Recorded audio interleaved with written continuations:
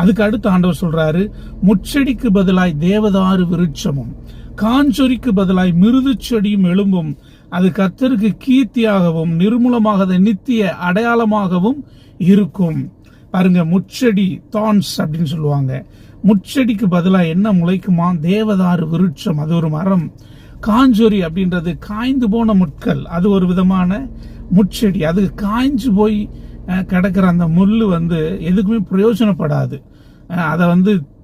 அதை எரிக்கிறதுக்கு தான் அது பிரயோஜனப்படும். அப்படிப்பட்ட ஒரு அனுபவத்துக்குள்ள நீங்க முட்கள் போன்ற அனுபவத்துக்குள்ள இருப்பீங்கன்னு சொன்னா, முட்கள் நிறைந்த என்னுடைய வாழ்க்கை, வேதனைகள், பாடுகள், உபத்திரவங்கள், நாங்கள் நினைக்காத போராட்டங்கள், எதிர்பாராத சவால்கள், இப்படிப்பட்ட சூழ்நிலைக்குள்ள நாங்க கடந்து போறோம் அப்படின்னு நீங்க சொன்னீங்கன்னா, அதற்கு பதிலாய் முச்செடிக்கு பதிலாய் தேவதாரு விருட்சமும் காஞ்சொரிக்கு பதிலாய் மிருது செடியும் எழும்பும் அப்படின்னு கர்த்தர் வாக்கு